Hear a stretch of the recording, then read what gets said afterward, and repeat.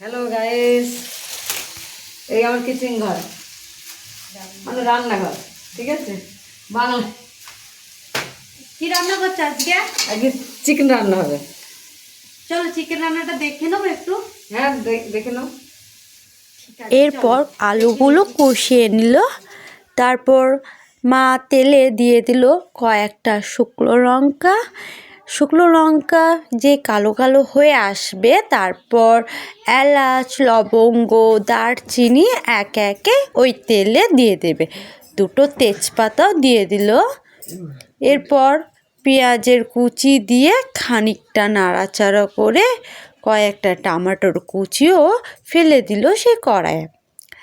তারপর যে মশলা বাটা আছে, মশলা বাটাটা হচ্ছে আদা বাটা, রসুন বাটা, জিরে বাটা, আর ওর মধ্যে তো শুকনো লঙ্কা দিয়েছে তাই লঙ্কাটা দেয়নি, আর পেঁয়াজের বাটা সব একসাথে মিক্সিং করে মশলাটা ঢেলে দিল। এরপর ভালো করে নাড়াচাড়া করার পর পরিমাণে মতো লবণ দিয়ে খানিকটা নাড়াচাড়া করার পর আবার পরিমাণে মতো হলুদ দিয়ে নাড়াচাড়া করে নেবে।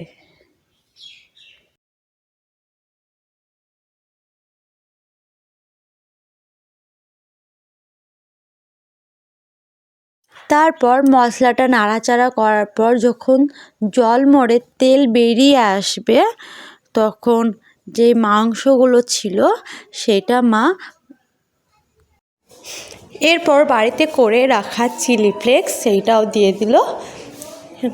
যেহেতু আমরা খুব তীক্ষ্ণ খেতে ভালোবাসি তাই আমরা একটু ঝালটাই বেশি দিই, তো তোমরা সেটা মেটার করে দেবে।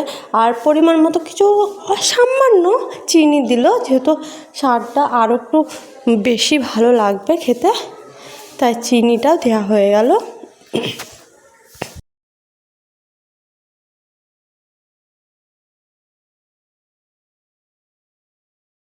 এরপর যে মাংসটা আছে সেটা ঢেলে দেবে, দিয়ে ভালো করে কষিয়ে নেবে। দেখতেই পাচ্ছ ভালো করে মশলা দিয়ে কষিয়ে নিচ্ছে, আর সে গন্ধটা খুব সুন্দর বেরিয়েছে, তার কারণ মশলাটা খুব সুন্দর কষানো হয়েছিল, তারপরেই মাংসটা দেওয়া হয়েছে।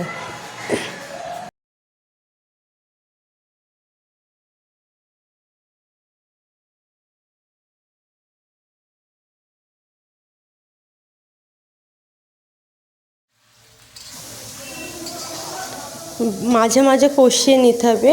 দেখতেই পাচ্ছ মাংসের কালারটা একটু অন্যরকম হয়ে এসেছে, তার মানে বুঝে নিতে হবে যে মাংসটা কষানো হয়ে গেছে। এরপর যেই আলুগুলো ছিল কষে রাখা সেটাও ঢেলে দিয়েছে। এবার পরিমাণে মতো জল দিয়ে দিচ্ছে, যতটা জল প্রয়োজন ততটাই জল দিচ্ছে।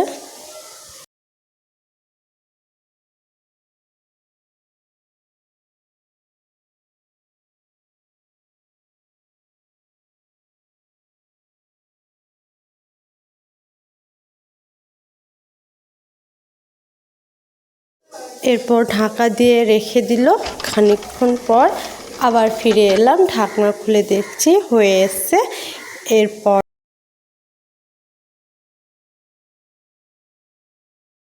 এরপর মিট মশলাটা দিয়ে দিচ্ছি, যাতে মাংসটার সুগন্ধ যেন আরও বেড়ে যায়।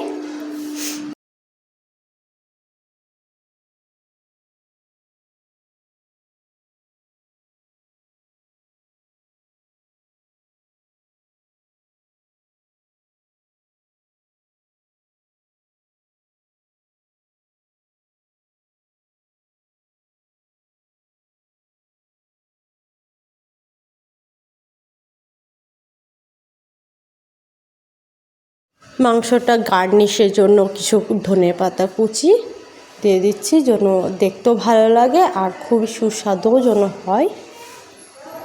আর গন্ধটা যে বেরিয়ে এসেছে খুবই সুন্দর, খেতে খুবই ভালো হয়েছে। আর তোমাদের কেমন লাগলো ভিডিওটা, আশা করি তোমাদেরও খুব ভালো লেগেছে। Thank you.